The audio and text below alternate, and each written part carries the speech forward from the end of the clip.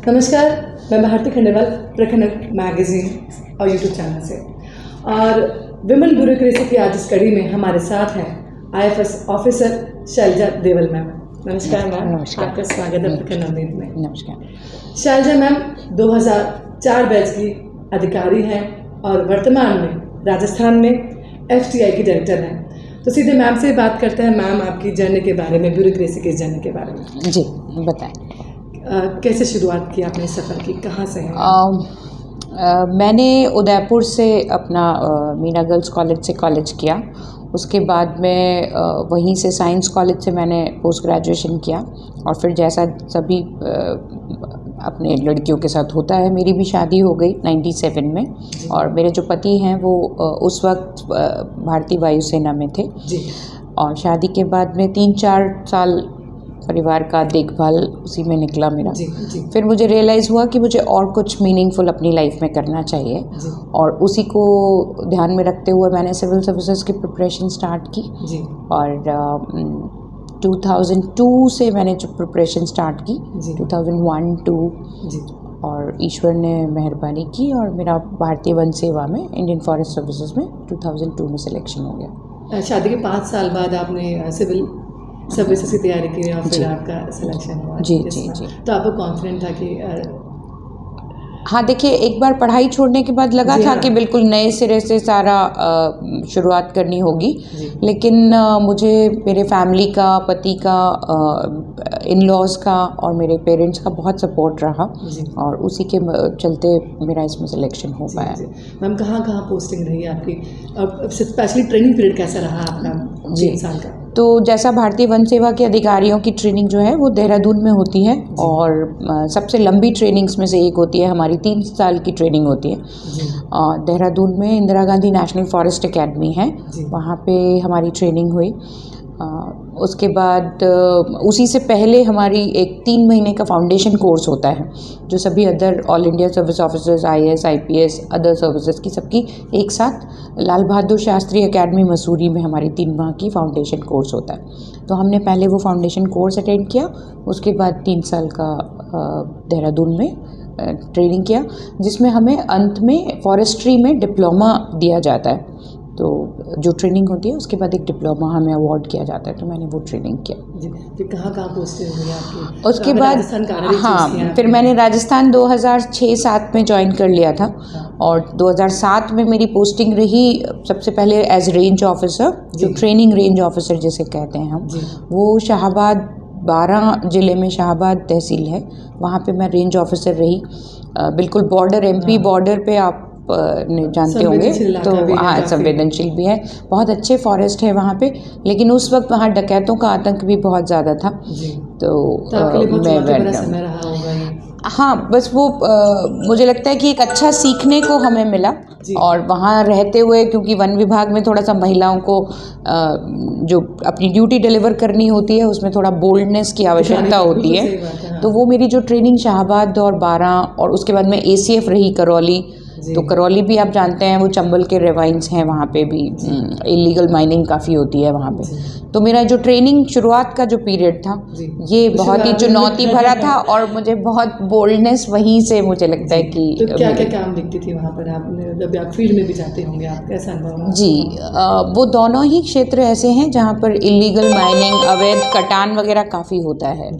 तो हम अपनी टीम के साथ जाते थे गश्त पे, रात्रि गश्त भी करते थे, दिन में भी गश्त करते थे और जो वाहन वगैरह जो अवैध खनन वगैरह में लगे हैं उनको जब्त करना, उनको डिवीज़न में लाना, उनके केस दर्ज करना, ये सारी कार्रवाई हमने वहाँ पे की। लेट नाइट जाती हूँ गश्त पर, आपके साथ तो हमेशा पूरा मेन ऑफिस से जाता रहता होगा? बिल्कुल, वो रहते थे, पूरी टीम ही साथ में रहती थी और मैं टीम वर्क में बहुत ज़्यादा विश्वास करती हूँ, तो बहुत अच्छा था। लेकिन हाँ, रोमांचक भी था और कभी कभार ऐसा भी इंसिडेंसेस हुए जब रात को 12-1 बजे लगता था कि कोई गाड़ी आ रही है सामने से, क्योंकि वहाँ सुनसान रहता है। तो कई बार ऐसा भी हुआ कि लोगों ने बोला कि यहाँ डकैत इतने हैं, मैडम आप रात को मत घुमा करिए। तो लगा कि 1-2 बार हम उनसे बहुत मिस भी किया हमने आमने सामने। उससे पहले ही वहाँ शाहबाद में कुछ दिनों पहले एक घटना हुई थी, एक तहसीलदार साहब को किडनैप कर लिया था डकैतों ने। ओह। तो उसके थोड़ी दिन बाद मेरा पोस्टिंग हुआ था, तो वहाँ थोड़ा डर का माहौल भी था। हाँ। लेकिन ठीक से निकल गया, गुजर गया। बहुत अच्छा टेन्योर मेरा रहा वहाँ का। काफ़ी कुछ सीखने को भी मिला, काफ़ी बहुत सीखने एडवेंचर को और मिला। रोमांच भरा रहा। जी जी। जी, उसके बाद फिर आप उस ACF के बाद में जो मेरा फर्स्ट DCF टेन्योर था वो उदयपुर वन मंडल में हुआ। और राजस्थान के सभी वन मंडलों में उदयपुर वन मंडल का काफ़ी महत्व है। तो मैं इस तरह से भाग्यशाली रही और मेरे जो सीनियर्स का था उनका बड़ा सपोर्ट रहा कि उन्होंने मुझे फर्स्ट DCF टेन्योर उदयपुर संभाग में दिया। 4 साल मेरा लंबा टेन्योर रहा वहाँ भी, और बहुत अच्छा समय बीता। वहाँ इन लॉज मेरे साथ ही रहे। तो वहाँ भी हमने खूब काम किया। वहाँ अतिक्रमण की समस्या काफ़ी थी। ट्राइबल एरिया है, तो फॉरेस्ट लैंड्स के ऊपर जो आदिवासियों का अतिक्रमण का रहता है वो हमने ज़्यादा डील किया। लेकिन साथ ही जो वानिकी गतिविधियाँ हैं फॉरेस्ट्री की, जो प्लांटेशन एक्टिविटीज़ है, जॉइंट फॉरेस्ट मैनेजमेंट है, जिसमें आप ग्रामीणों के साथ जुड़कर काम करते हैं, वो मुझे काफ़ी वहाँ पे उदयपुर में करने को मिला। तो उदयपुर वाला टेन्योर मेरा बहुत अच्छा रहा।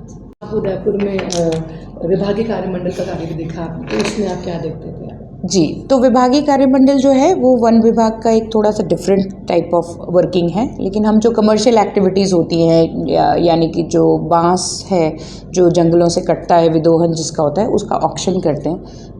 उससे जो राशि मिलती है वो राज्य सरकार को जमा होती है। इसी तरह से आप देखिए, जब रोड वाइडनिंग, हाईवेज़ वगैरह बनते हैं या रेलवे लाइन कहीं डलती है, तो वहाँ फॉरेस्ट में जितने भी जंगल में खड़े पेड़ उसमें बीच में आते हैं, उनका कटान होता है। तो वो जो लकड़ी है कटने के बाद में, वो भी विभागीय कार्यमंडलों में आती है और वही ऑक्शन करते हैं। तो विभागीय कार्यमंडल उदयपुर का जो कार्यक्षेत्र था, उसमें 11 डिस्ट्रिक्ट्स थे। तो 11 डिस्ट्रिक्ट्स के लिए मुझे यही कार्यवाही करनी पड़ती थी। तो लेकिन वो भी एक बिल्कुल अलग तरह से, आप बिज़नेस मॉडल देख लें, हमने उसमें काफ़ी इम्प्रूवमेंट किया और बहुत अच्छा काम किया वहाँ। मैम, अभी आपने बताया आप एक जगह रही, जहाँ पैंथर का भी जी, तो विभागीय कार्यमंडल के बाद मेरी पोस्टिंग डूंगरपुर हुई। तो डूंगरपुर हमारा जो सदर्न मोस्ट डिस्ट्रिक्ट है राजस्थान का, गुजरात से जुड़ा हुआ है, और अरावली की काफ़ी पहाड़ियाँ हैं, अच्छे वन क्षेत्र हैं। वहाँ पे पैंथर्स, जिनको लेपर्ड भी कहते हैं, वो काफ़ी हैं। और जो जिस प्रकार का वहाँ लोगों का रहने का कल्चर है, उसमें उनका बड़ा एक दोनों का आपस में बड़ा अच्छा सा अंडरस्टैंडिंग है। वन्य जीवों के साथ उनका बहुत अच्छा एक अंडरस्टैंडिंग है कि वो भी हैं और आपस में किस तरह से तारतम्य बना रहे। लेकिन कभी कभार ऐसा होता है कि जब कोई पैंथर या लेपर्ड है वो मैन ईटर बन जाता है, तो उसका जो बिहेवियरल चेंज है उसकी वजह से वो ह्यूमन बींग्स पे अटैक करने लग जाता है। तो मेरे टेन्योर में जब डूंगरपुर में थी, एक पैंथर जो था, उसमें क्या कारण रहे ये तो मुझे नहीं पता, लेकिन उसने 4 बच्चों को किल कर दिया, एक औरत को भी मार दिया, और उसका भी काफ़ी उन्होंने शिकार एक तरह से कर ही लिया था। तो उसको डील करने में, उसको पकड़ने की जो पूरी कार्रवाई थी, वो डूंगरपुर डिवीज़न में मेरी टीम ने और हमने काफ़ी मेहनत की, और 4 से 5 महीने हमें उसमें लगे। उसको आइडेंटिफाई करना, जंगलों में उसको ढूंढना, और फिर उसके बाद अगला वो अटैक करे उससे पहले। जब भी किसी घटना तो मुझे जाती हाँ, 4 महीने तो बिल्कुल हम लोग पूरा वाइल्ड लाइफ की तरह उसको खोजना, उसके लिए हमने पूरे एरिया को छावनी बना दिया था एक तरह से। वो पिक्चर आई थी विद्या बालन की, वो आई थिंक उसी। जी हाँ, मुझे बताया गया, मैंने हालांकि वो मूवी देखी नहीं है, बट मुझे बताया गया है कि उसमें भी कोई वो जो टाइग्रेस है, उसको ढूंढने के लिए वो भी शायद सिमिलर सा ही कार्रवाई करते हैं। आपने भी इसी तरीके से काम किया? जी, हमने भी मोबाइल वो कंट्रोल रूम स्थापित किए, बहुत सारे कैमरा ट्रैप्स लगाए, बहुत सारे केजेस लगाए, और हर दिन उसका मॉनिटरिंग करते थे। और डिजिटल टेक्नोलॉजी का यूज़ करके, हमने सैटेलाइट इमेजरी का यूज़ करके फाइनली हमने आइडेंटिफाई किया कि जो प्रॉब्लम एनिमल है वो कौन सा है, और ईश्वर की मेहरबानी से और सभी की दुआएं काम आई, और उसको हम पकड़ते हैं। जिस क्षेत्र में हम काम कर रहे थे वहाँ पे कम से कम 4 से 5 पैंथर्स थे, जिनमें से एक प्रॉब्लमैटिक था। तो उस प्रॉब्लमैटिक को आइडेंटिफाई करना और उसको ट्रैक करना थोड़ा मुश्किल था। एनिमल है, जी, तो ये बिहेवियरल चेंज आता है। पैंथर वैसे इंसान से काफ़ी दूर रहता है हाँ। और जो गांव में कुत्ते हैं या गाय भैंस बकरी है उन्हीं का शिकार करता है, लेकिन ये कभी कभार ऐसा बिहेवियरल चेंज होता है जो बहुत रेयर है, लेकिन ईश्वर की मेहरबानी से हम उसको सक्सेसफुली पकड़ पाए। जी, फिर आप जयपुर आ गए यहाँ पर। उसके बाद मैं CF बन गई थी, मेरा वन संरक्षक पे प्रमोशन हो गया था, तो तब मैंने यहाँ पे एज CF वाइल्ड लाइफ अरण्य भवन में ज्वाइन किया। मैंने 6-7 महीने वहाँ काम किया और जनवरी में मुझे जो कांग्रेस सरकार आई इनके समय पे मुझे पोल्यूशन कंट्रोल बोर्ड में मेंबर सेक्रेटरी लगाया गया। तो सदस्य सचिव की जो पोस्ट है वो राजस्थान पे का पूरा कार्यभार रहता है। बहुत बड़ा ऑर्गेनाइजेशन है और बहुत अच्छा ऑर्गेनाइजेशन है और वहाँ बहुत अच्छा काम होता है। तो प्रदूषण से निपटना या जूझना जिसे आप कहते हैं, वो एक कार्य रहा और हमने वहाँ भी टीम वर्क किया।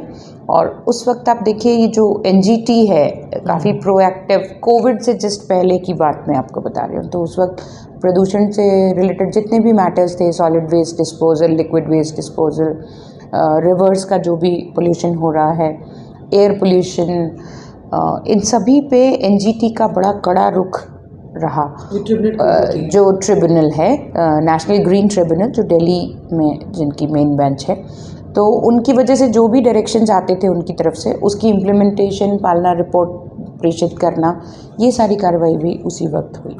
तो लगभग 1.5 साल, पौने 2 साल का मेरा प्रदूषण नियंत्रण मंडल का टेन्योर रहा और काफ़ी हमने काम किया सभी ने साथ में मिलके। एक्सपेंशन भी हमारा उसी वक्त प्लान किया था हमने, तो कुछ पोस्ट भी हमने बढ़ाई। हाँ, पोस्ट भी बढ़ाए, तो राज्य सरकार की तरफ से उसकी हमें अनुमति मिली और हम उसको भी कर पाए।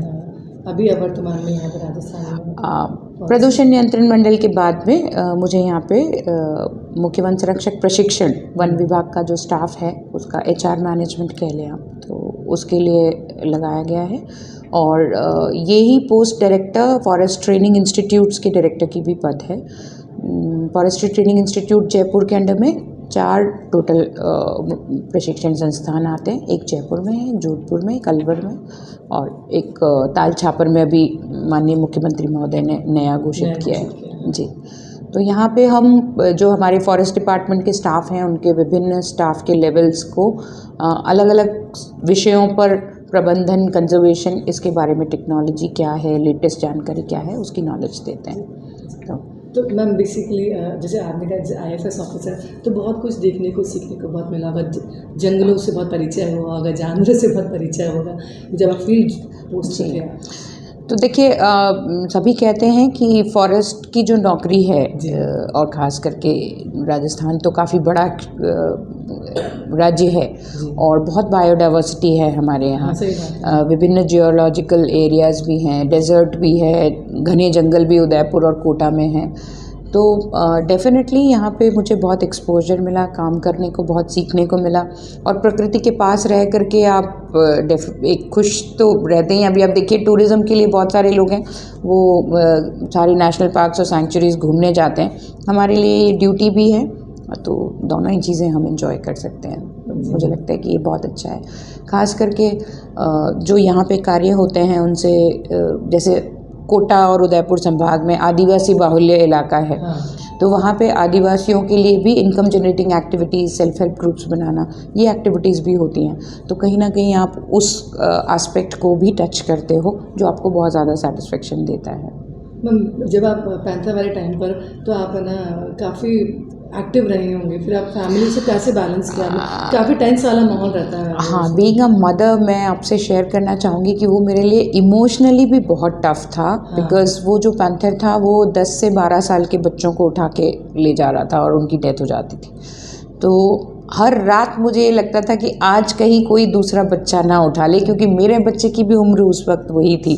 तो मैं उनसे रिलेट कर पा रही थी कि वो कितना भय में जी रहे हैं और पैंथर कितना परेशान कॉज कर रहा है। आसपास का लोग खाली तो, लेकिन हम खाली कराने के बजाय उनको अवेयर करते थे कि आप जंगल में लेट नहीं जाएं, रात को बाहर नहीं सोएं। वहाँ पे एक प्रथा है कि वो बाहर भी सो जाते हैं खुले में। तो वो अपनी सेफ्टी का ध्यान रखें, इस तरह से काफ़ी हमें उनको अवेयरनेस भी जनरेट करना पड़ा। और टीम को भी बहुत काम करना पड़ा, बिकॉज़ एक वाइल्ड एनिमल को इतने घने जंगल में ढूंढना बहुत मुश्किल कार्य होता है, but we could finally do it. तो एक अच्छा था। बच्चों का पोस्टमार्टम्स भी मैंने 4 बच्चों के पोस्टमार्टम अटेंड किए। फिर एक औरत जो थी उसने अटैक कर दिया था, उसको खींच के ले गया था जंगल में, उसका भी पोस्टमार्टम अटेंड किया। तो वो मेरे लिए इमोशनली भी बड़ा एक टैक्सिंग था, काफ़ी टफ टेस्ट था वो। आपकी फैमिली के साथ रहती थी या फिर फैमिली? जी, तो फैमिली में हस्बैंड तो मेरे IAS ऑफिसर हैं, महाराष्ट्र कैडर में हैं, तो वो वहाँ स्थापित थे। लेकिन बच्चा मेरा ज़रूर, काफ़ी बार मैं उसको जंगल में ले जाया करती थी। हाँ। तो उसने भी वो सब मेरे साथ काफ़ी निकटता से देखा है कि ना पैंथर को ढूंढ रहे हैं, वो भी ट्रैकिंग, पूरा जंगल इधर से उधर छानबीन चल रही है, तो बच्चा मेरा साथ साथ रहा। जो सब मौसम होता है वो बहुत हाई टेम्परेचर का होता है। हाँ, ये जून से सितंबर तक का किस्सा था, तो पूरा गर्मी काफ़ी तेज़ थी उस वक्त। फिर आपने वो पैंथर ढूंढ के अंत में आपको जू भिजवा दिया? हाँ, हमने उस केजेस लगाए थे और GPS ट्रैकिंग वगैरह किया था, तो फाइनली वो हमारे केज में ट्रैप हो गया एंड उसको जू में भिजवा दिया। एक सवाल मैम, आप फैमिली कैसे बैलेंस करते, क्योंकि आप दोनों ही ब्यूरोक्रेट अधिकारी हैं? देखिए, जो वर्किंग वुमेन हैं, खास करके जो एडमिनिस्ट्रेटिव पोजीशंस हैं, वहाँ पे आपको ऑफिस को ज़्यादा ध्यान देना पड़ता है, क्योंकि आप ये नहीं कह सकते कि मैं एक महिला हूँ और मेरा एक बच्चा है या फैमिली है तो मैं काम कम करूँगी, ऐसा नहीं होता है। Once you are in service तो आपको पूरा उसको अपना डेडिकेशन और डिवोशन से डिलीवर करना पड़ता है। लेकिन उसकी वजह से कुछ सफ़र तो करता है बच्चा भी, जैसे कुछ सफ़र करता है, लेकिन हमने उसका शुरू से अपब्रिंगिंग इस तरह से किया है कि वो इंडिपेंडेंट है पूरा, एंड फैमिली का सपोर्ट तो होता ही है, तभी आप ये काम कर पाते हो। मैम, जीवन में चुनौतियाँ भी बहुत आएंगी आपके करियर में, आपको उनके बारे में बताएं। देखिए, शुरू से जो मैं अपना सारा श्रेय जो मेरी पर्सनालिटी का है कि मुझे डर किसी का ऐसे नहीं है, एक अच्छा खासा बोल्ड पर्सनालिटी मैं अपने आप को रेट करूँगी, वो सारी देन मेरे पापा की है। अच्छा। मैं जो कुछ भी हूँ, मेरे पापा, हाँ, सुरेश देवल साहब, पापा एडिशनल डायरेक्टर थे वाटरशेड डेवलपमेंट में, और पापा ने मुझे बचपन से कभी ये महसूस नहीं होने दिया कि लड़की होने में या लड़के होने में कोई भेद है। तो मैं जब 8th क्लास में थी तभी उन्होंने मुझे जीप चलाना सिखा दिया था। अच्छा। और तभी हॉर्स राइडिंग और ये सब मुझे सिखाया। मुझे ध्यान है कि वो एयर गन से शूटिंग भी मुझे उसी वक्त कराते थे। अच्छा। और कभी भी मुझे ये फील नहीं होने दिया कि मैं लड़कों से किसी तरह से कम हूँ। यहाँ तक कहूँगी मैं कि मेरे ब्रदर से ज़्यादा उन्होंने मेरे पे टाइम स्पेंड किया और मेरा साथ दिया और मुझे गाइड किया। तो उसकी वजह से मुझे कभी भी ये नहीं लगा कि ये मेल डोमिनेटेड सोसाइटी है या मुझे इसमें कोई महिला होने की वजह से कभी दिक्कत आए। तो जो उन्होंने जिस तरह से मुझे ग्रूम किया था उसकी वजह से मुझे कभी कोई महिला होने का ऐसा एहसास भी नहीं हुआ। और ऑफिसर्स ने भी बहुत ध्यान रखा कि कभी मुझे ऐसा डिस्क्रिमिनेशन कभी फील ही नहीं हुआ। So that is all credit goes to my father. Ma'am, last में सवाल, महिलाओं को आप क्या संदेश देना चाहती हैं? इस समय बहुत परिवर्तनकारी युग है। हाँ, बिल्कुल। और मैं विमेन एम्पावरमेंट, जेंडर सेंसिटाइजेशन, इन इश्यूज़ पे काफ़ी बात भी करती हूँ। वन विभाग में भी जो कर्मचारी हैं, महिलाएं जो हैं, उनको बोल्ड रहने और किस तरह से अपनी ड्यूटी लड़कों से ज़्यादा अच्छी तरह से निभाने, मतलब कोई उंगली नहीं उठाना चाहिए कि आप महिला हैं तो कम काम कर रही हैं या आपके काम में कोई कमी रह गई है। तो इस तरह का मैं उनको हमेशा मोटिवेट करती हूँ। सेल्फ डिफेंस की भी हम क्लासेस लेते हैं यहाँ पे, और मैं उनको यही बताती हूँ कि जो आपका एक मेंटली अगर आपका एटीट्यूड आपने चेंज कर लिया तो जो ताकत है वो यहाँ नहीं यहाँ होती है। ये मैं उनको सबको काफ़ी बार समझाती हूँ। एंड आई थिंक कि करप्शन फ्री, एथिक, मॉरल्स के साथ में आप कैसे अपनी ड्यूटी डिलीवर कर सकते हैं, ये आपकी चॉइस है। तो अगर आपने ये डिसाइड कर लिया तो फिर वो जैसा कहते हैं ना कि यदि आपने कोई चीज़ डिसाइड कर ली है तो पूरी कायनात जो है, पूरी यूनिवर्स आपको उसको सपोर्ट करती है उसको अमेरिका भी करने में। 1 महीने ट्रेनिंग, वहाँ का एक्सपीरियंस कैसा रहा, कैसे? हम लोगों का एक मिड करियर ट्रेनिंग प्रोग्राम होता है, उसमें हमें 2 माह के लिए देहरादून जाना होता है और 1 माह के लिए वो विदेश कहीं भेजते हैं। तो उस मॉड्यूल के तहत मैं human wild life conflict mitigation के ऊपर ट्रेनिंग करने के लिए कोलोराडो स्टेट यूनिवर्सिटी अमेरिका गई थी 1 माह के लिए। और हमने वहाँ देखा कि वो लोग कैसे इस विषय पर कार्य करते हैं, उनकी क्या टेक्निक्स है, उनकी क्या एक्सपर्टीज है, मानव और वन्य जीव का संघर्ष। क्योंकि जैसे जैसे वन्य जीवों का हैबिटेट डिक्रीज़ हो रहा है, उसकी वजह से मानव और वन्य जीवों की जो संघर्ष की घटनाएं हैं वो बढ़ती चली जा रही हैं। तो वो कैसे उसको डील करते हैं, टैकल करते हैं, ये हमने वहाँ पे सीखा।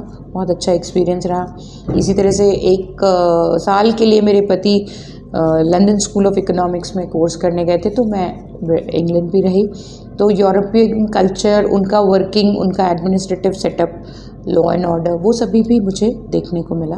बहुत अच्छा एक्सपीरियंस रहा। तो एक सवाल जो हर आदमी जानना चाहता है कि ना जंगल कम हो रहा है, जानवर बाहर आ रहे हैं, तो उसके लिए सरकार क्या कर रही है? जी, मैं आपसे थोड़ा सा इसमें एग्री नहीं करूँगी। जंगल उतने के उतने ही हैं, इंसान जंगलों में जा रहे हैं, ये हो रहा है। प्रॉब्लम जो है वो हमारा पॉपुलेशन इतनी बढ़ गई है और नीड्स इतनी बढ़ गई हैं कि हम अपना जो लैंड हमारे पास है उससे बाहर जा कर के जंगलों में इंसान एनक्रोच कर रहा है। उसकी वजह से जो कॉन्फ्लिक्ट की सिचुएशन आ रही है वो आई है। और उसके लिए आप देखिए, प्रोटेक्टेड एरिया नेटवर्क बढ़ाना एक सबसे बड़ा है rewilding and protected area network बढ़ाना पॉलिसी है सरकार की, और सरकार उस पर बहुत अच्छे से काम कर रही है। पिछले कुछ सालों में आप देखिए, wildlife protected areas Rajasthan में बहुत सारे बढ़ गए हैं। अब national park, sanctuaries, conservation reserves, तो नई नई कैटेगरी के प्रोटेक्टेड एरियाज़ जो हैं वो बढ़ रहे हैं। और उससे आने वाले टाइम में ये हमें ही समझना पड़ेगा कि आप जानवर को नहीं समझा सकते, वन्य जीव को नहीं समझा सकते कि आपको यहाँ रहना है या ये आपका हैबिटेट है और आपको डिसिप्लिन में रहना है। इंसान को आप समझा सकते हैं कि वन्य जीवों की जो ज़रूरतें हैं उनको पूरी होने दें और आप उनके हैबिटेट में या उनकी लाइफ में इनक्रोच ना करें। ये थी हमारे साथ IFS ऑफिसर शैजा देवल मैम, जिनसे हमें बहुत कुछ सीखने को मिला और जाना राजस्थान में वन्य विभाग कैसे काम कर रहा है। अगली कड़ी में हम फिर मिलेंगे एक और नई लेडी ब्यूरोक्रेट ऑफिसर के साथ। तब तक के लिए दीजिए इजाज़त और हमारा चैनल लाइक, शेयर और सब्सक्राइब करना नहीं भूलें। थैंक यू वेरी मच, बहुत बहुत धन्यवाद। Thank you so much.